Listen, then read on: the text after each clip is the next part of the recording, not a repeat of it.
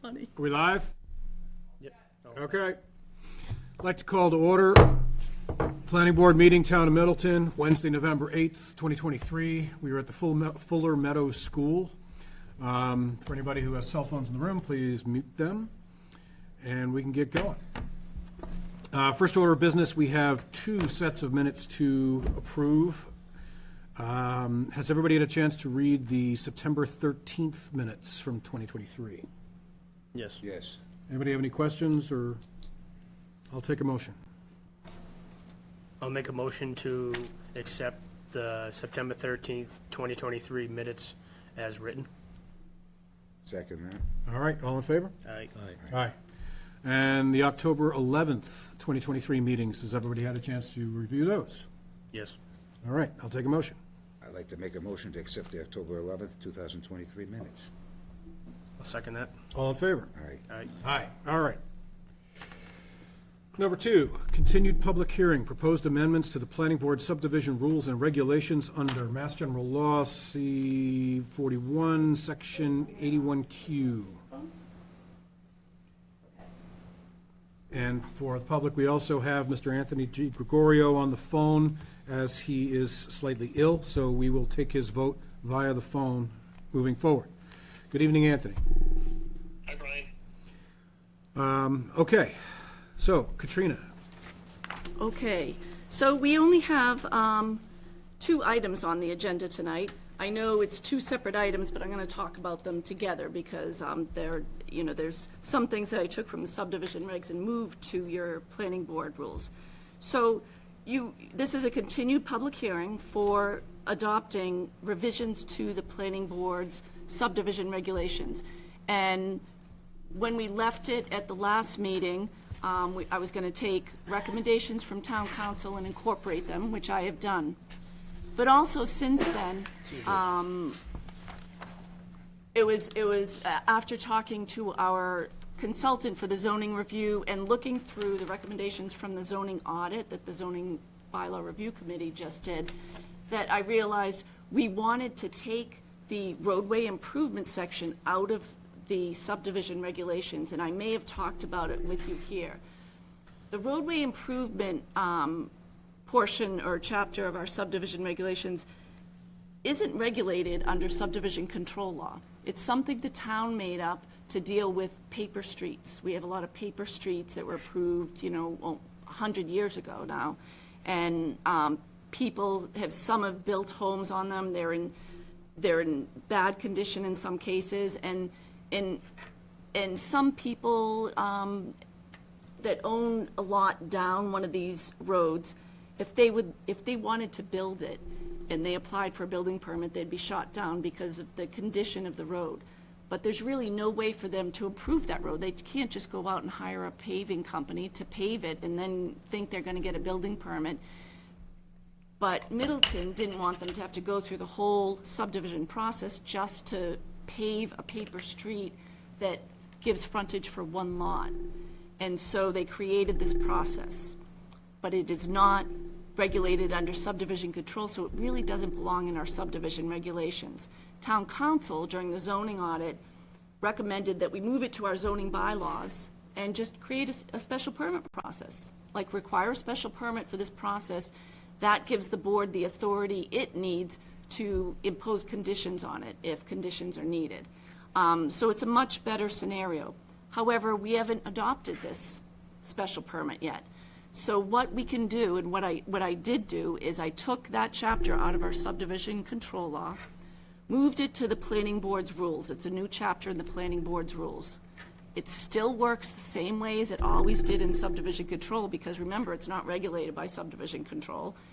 So it's still going to work the same way. And then if town meeting approves a special permit process to regulate it, then fine, we'll change the wording in here so that it requires a special permit.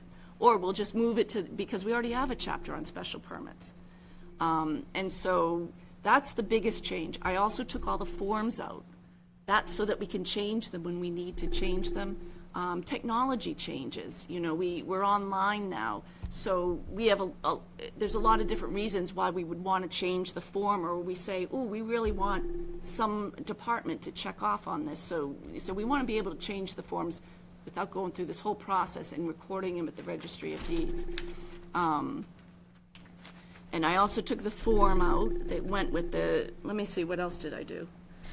And then I had to go back through, of course, because throughout this whole thing, we refer to other chapters in it. So I had to make sure that every time I referred to chapters, all the chapters were the right chapter. Okay, and then, so I'm not gonna go on to what I did with the planning board rules until you act on this, because this is number 2 on your agenda, unless you want me to explain. Actually, Nick, I believe you had a question? Yeah.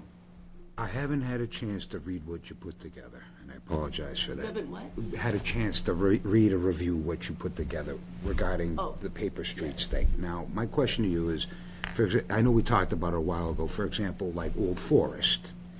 Is it, what's being implemented prevents it from happening in the future, but is there anything that we're implementing into this verbiage that addresses the past grievances or the past paper roads where people are stuck right now? Will this address that as well if they wanted to pave the road? So. Or how do we incorporate that into this? Yeah, no, it is not incorporated into the subdivision regulations. That's a whole different, so the definition of a subdivision is when you need frontage. You already have frontage there. Yeah. And so it wouldn't fall under So this subdivision is, control so this law. is apples and oranges? Yeah. at that. Okay. It just, and that's why the Roadway Improvement Act doesn't fall under here. Think of it, the reason why this process is set up is we didn't want people building houses in the middle of the woods with a crummy old road so that emergency vehicles couldn't get to them and we couldn't provide services, et cetera. We want to make sure that before anyone builds a new home, that it has a certain amount of frontage and a certain amount of area. Yeah. And this is the method by which we do it in Massachusetts.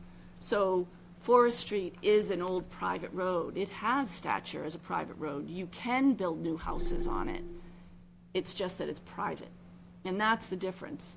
And truthfully, there are subdivision roads that have been approved that are private too, that they provide maintenance. Gotcha. So it's really just, but you know what? We do have to have a bigger discussion in Middleton. It still may not help the people on Forest Street. No, well, I just used that as an example. I'm sure there's other examples of We that. need to talk about and be clear about private versus public ways and methods by which you can improve your way and what service you're going to have, because when you buy a home, you should know what to expect. Although not many people would look into that. I probably wouldn't even. I'd just assume, you know, that the town is going to plow and maintain my road. So it's almost like you have to experience it before you really know to check on those things. And that would mean essentially that you're depending on the full disclosure of a real estate agent theoretically to tell you, you know, that you have to plow this road or you have to repave Right. this road versus the town taking The care other of it. thing too is that could also fall, and there's a lot of real estate agents that probably wouldn't know that. Yeah. Yes, but, Please. yeah, whenever you list it, like as a private road, I would say for my own experience, we sell and buy a lot of properties around the entire state, but I tell you this, you put a private road, I would say 80%, the people who buy it, they don't even know what is a private road means. Right. They don't listen to that. They focus on the house. And I like the house, I love the house. And then in the future, I once in a while I got a call, said, Adam, they're not plowing my road, my street, what's going on?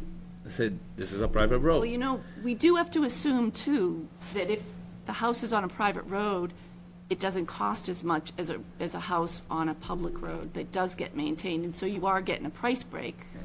Yeah, but hopefully. there is some, that is another confusion, because said there is some private roads, which is the town or the city still plowing. Yes, that is what I was That's saying. when you We got need confused. a bigger discussion on that. Yes. And that's the color gotta- of the street sign that we've been talking about, changing That's it. right. One color is public and one color is Black, private. Yeah. what do they Yes. want to do black and white as private, right? Color? Black and, so white background, black letters is private, Private. and it'll say private too. And then green, white letters is public, and then there's gonna be a blue sign too, I think for veterans, there's a program where you can name it after veterans. But that's right, so that is one improvement in the subdivision regulations, so that in the future, and I'm not sure how we'll handle it, because a road for the first year or two is private until it's accepted by the town. We're not gonna make them change the color of the sign. Right. So if I guess there's gonna be an assumption that this is going to be accepted at town meeting, I don't know. We'll have to figure that out when the time comes. But that will help in those cases, so at least you know, oh, this is a private way, you know. Yeah, what I usually do, I call the town when they say private road, just to make sure. You guys plow this street or not? And then they inform you, and then inform the client. But most of them have no idea. Yeah, I think there's a lot of people that don't know that my driveway is actually the other extension of Bow Street in oh, Middleton. is it? Used to go all the way around. Now, they plow Bow Street because there's 3 houses on it, and they plow it down into Cowell Close behind me. Yeah, It used to come up through the woods and come straight down my driveway. They don't plow that, they don't maintain it, they don't do anything. I have to do it myself, but it's still considered a road in Right. Middleton. But they'll plow one side of it and they won't plow the other. oh, interesting. Okay. All right, moving on. So if the board is prepared, you know, this is something that you would vote on, and then I have to file it with the town clerk, and it's also brought to the registry of deeds and recorded there. This has, well, Nick, I know you haven't had a chance to go through it. Have you guys had a chance to go through this? I've read most of it. It's, yeah, we've had this in some form or another for 2 years. Yeah, this is the thing we've been editing and discussing for quite a while, so. Yep.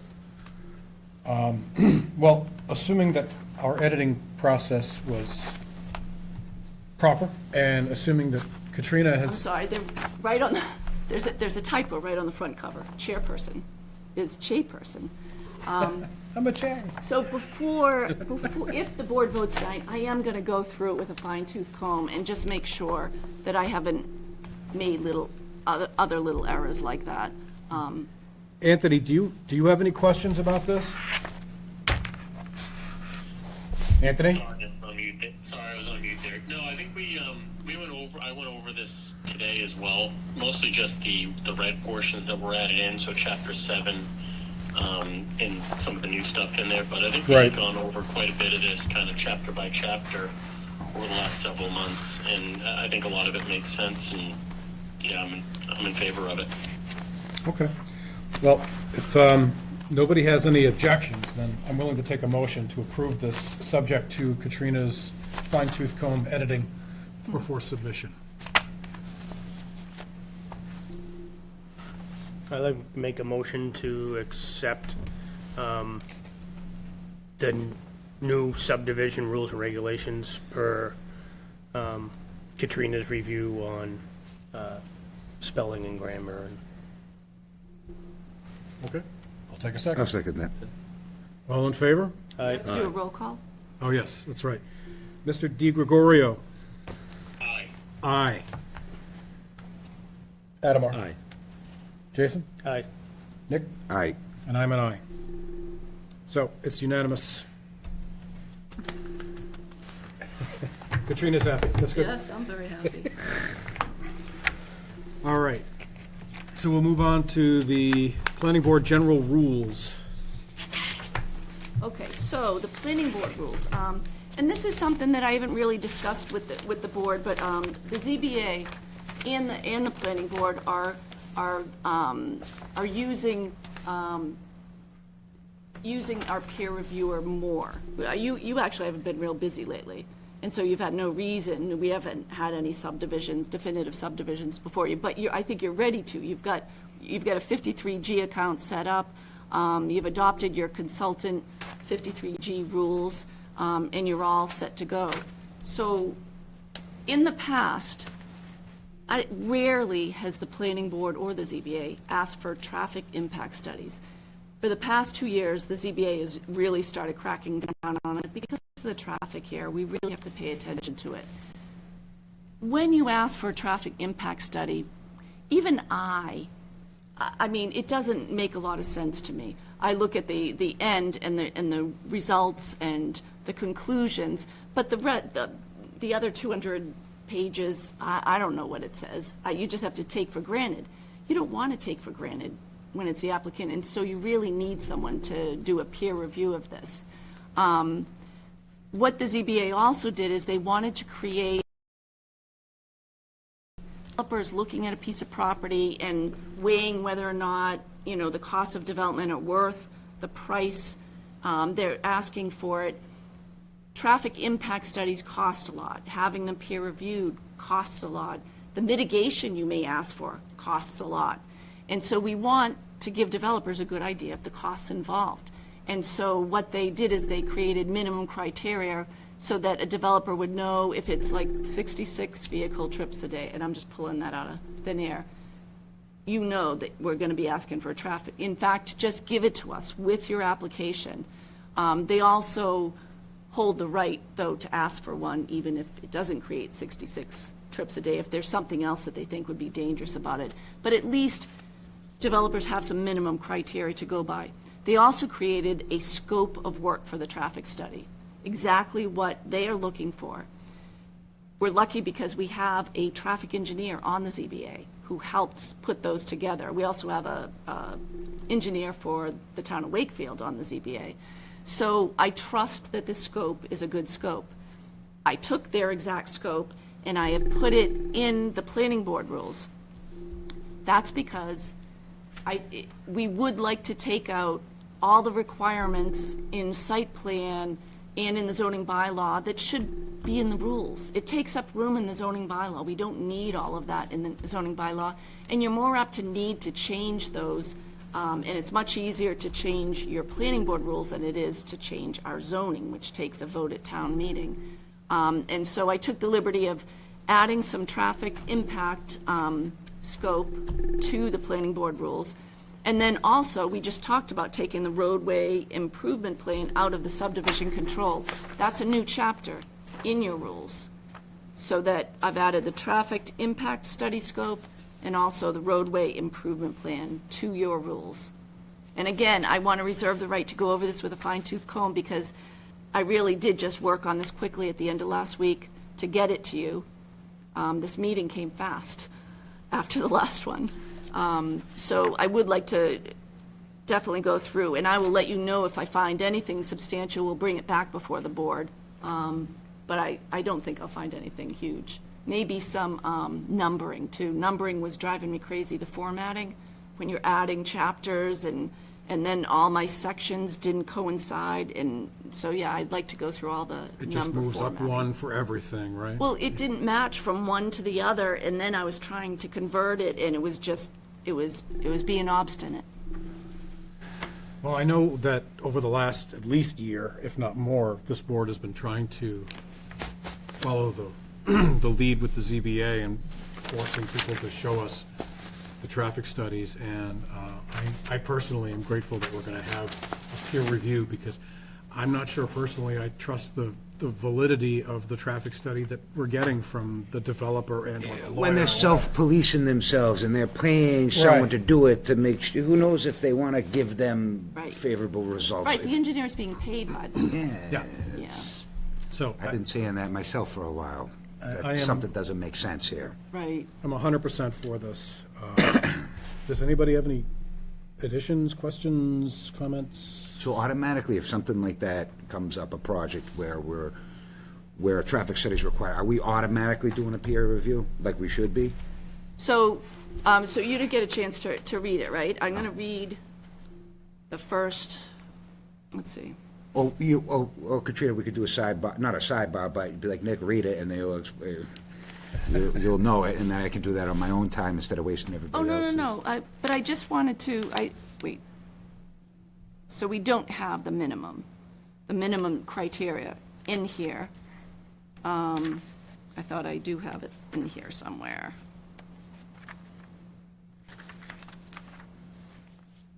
No, I don't. There it is. Traffic study. Okay. A traffic study shall be submitted with every planning board application for special permit in case of petitions that include the following. Construction containing 8 or more residential dwelling units, 25 or more new peak hour trips based on ITE trip generation data, or 50 or more new peak hour trips based on ITE trip generation. So it doesn't make a lot of sense to the board, but developers know what this means. And so they'll look at that, and they'll be thankful that we gave them this information so that they can gauge how much it's going to cost for them to develop that property or whatever they wanted to do. So you do have minimum, was that your question? Yeah, I didn't answer it, thank you very much. Okay. All right, excellent. I mean, they're knowing, walking in, what they're in for, they can't complain to us or anybody else. It's in the rules, and that means that, you decided to pick up this project having known this. Yes. Yeah. That brings up, if I could just point out too, one thing I included in your subdivision regulations at the very end is the authority under which you waive requirements.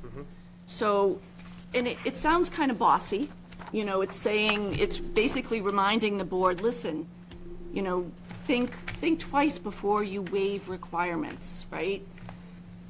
The thing is, like, every case is different, and I know that, but I know the board is made up of very nice people that want to be nice to the people that come before them.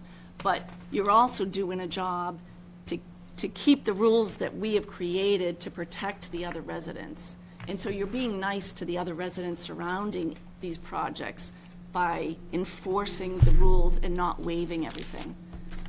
Because there's a long list of waivers, every definitive subdivision plan.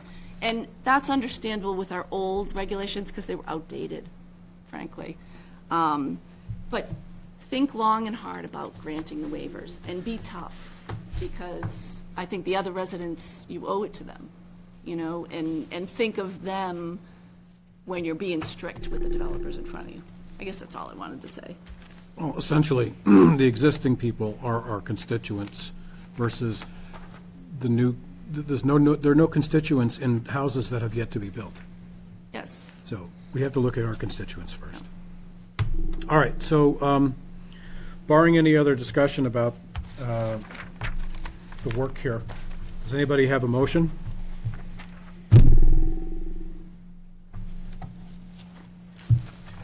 To adopt the changes? I'll make a motion to adopt the changes to the revisions to the planning board general rules. And do I have a second? You second. All in favor? Aye. Aye. Aye. Mr. Di Gregorio? Aye. Aye, it's unanimous. Is that sufficient for roll call? Oh, you should get a roll call. Roll call is asking all of them out loud. Oh, okay. So, Mr. Di Gregorio, one more time? Aye. Aye. Nick? Aye. I'm an aye. Aye. Jason? Aye. You're an aye. Okay, And that's just so Anthony knows that they all voted too. I got you. All right, great, thank you. All right, town planner report. I don't have much for you.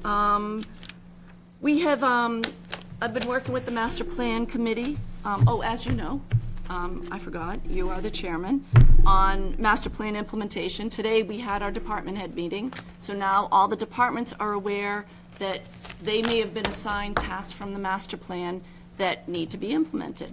And that the master plan committee is breaking into groups, and they're gonna be checking in, and I didn't know if it was gonna be on a quarterly basis, twice a year, once a year, and that all the results of implementation will be reported to the selectmen, so there's gonna be accountability. Not that they're gonna be, shaming any departments or anything, but they're just gonna be checking in to encourage and see if they can provide anything to help, et cetera.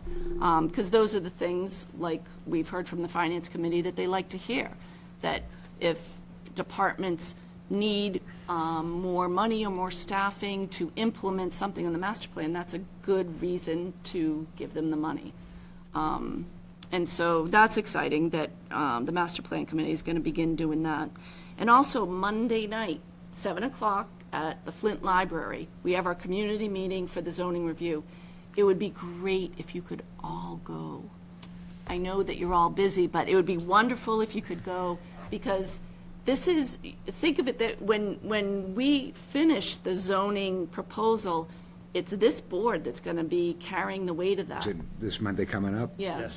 Yep. The 13th. November 13th at 7 o'clock. And I think there's going to be kind of, they're going to do the same thing they did at the staff training, which all departments went to. And we're going to break into tables after a short presentation. And the groups are going to get to look at the maps and decide where they think the zoning should go. And you're going to get little Lego houses. The different size Lego houses would be a certain number of multifamily units, and then smaller ones would be single family. And you're going to get to decide what you think is the best plan for the town of Middleton. And the zoning consultant is going to be, recording all of this and taking notes to use in developing the plan going forward. And so it could be fun, and I am going to bake cookies or something.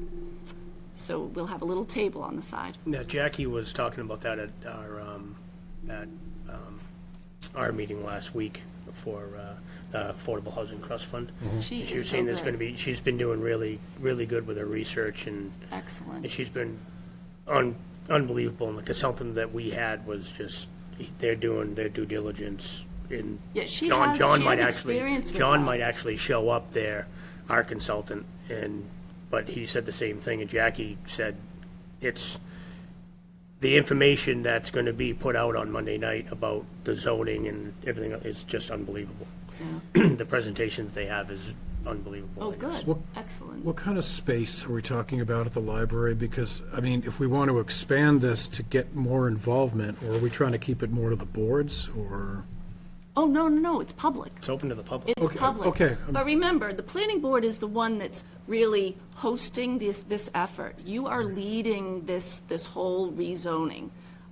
It's your consultant that town meeting gave you funds to hire. I only ask because I remember the debacle of overcrowding at the library a couple of years ago, and I'm wondering if we have, Public facilities project. yeah, for sufficient space for, I mean, I don't know how much we're broadcasting this out, et cetera. See, the problem with every town, I guess, is you never know. I'm hoping we get at least 10 people, truthfully. I don't know. You never know. Times where we advertise for the building committee for the new public facilities project, do the whole presentation, we'd have one person show Yeah. up or two. You just never And know. then, but you see on the other side of it, or Facebook or social media, be like, oh, we weren't informed. And I occasionally go on there and say, guys, go right to the Town of Middleton website. It'll tell you everything you need there. Right. They just, And you remember when the 40B came last summer, and it was in the library, and that's the biggest room we have, really. Yeah. until the new facility's built. So, yes, and so the last two ZBA meetings I've had in the cafetorium, because I didn't want people upset if there wasn't enough room, and it's empty. You never know. And truthfully, it's hard to reserve rooms. The library is booked. It was very difficult to find space at the library at night for these, for the training and for the community meeting. So I'm hoping that we get exactly enough people to fill the room. That's what I don't know. I don't know what to expect. I hope it's crowded. I think we'll put 8 tables out, and at each table you could fit, like 8 people. That's 64. So I think we'll have enough. Okay. I'm hoping. So one quick question, Katrina. When we go there on Monday night, are we going as planning board representatives, or are we just going as citizens that, when we're making our recommendations, do we say that we're making them as individuals or as planning board members? So good. You know what? I'm going to check with town council. I know in the past, I would rather you just go as citizens, not as a planning board. Yeah. But I may end up posting it just to be careful. You're not going to be making any decisions there at all, but we're just trying to be super careful now, so it To can't do any start this, harm. you asked us, when you mentioned it, you said, oh, it'd be a good thing if we had representatives we're presenting from the this. planning board to go there. I mean, if you want us to go there incognito, but I would, Oh, no, as residents, Yeah. because you need to be intimately involved in this and know exactly what you're talking about, and you don't want people coming to your public hearing knowing more than you. yeah, right. So you need to really absorb this stuff and be involved in it, so you know how to answer questions. And that's why I would, you don't have to do any action, take any actions, there's no agenda items, it's not a planning board meeting. Okay. No secret lapel pin, guys. But I will talk to town council about posting it. Yeah. Okay. Was that all you had? That's all I have. All right. Does anybody have any committee or reports that they want to put out there, or? I got a quick one. We'll have a quick one. Looks like the new public facility, the additional funding required was approved at town meeting, and it looks like we're going to be moving forward with the new facilities project. Next meeting is November 15th at Fuller Meadow here, and then we have another meeting Wednesday, December 13th, and January 8th. But we're close on the we're close on putting the thing out on the street for bid, so Exciting, very exciting. milestone, and I think we're over the hump a little bit, and hopefully sooner than later, we're gonna see, well, it's probably gonna be a year from now, some shovels in the ground, It's a lot of work. but that's where we're at. We're going to get a photo session with somebody in the golden shovel and all that. Thank you for your work on that. All right, well, I would give you an MPC report, but Katrina already did it, so. If there's nothing else, Anthony, do you have anything?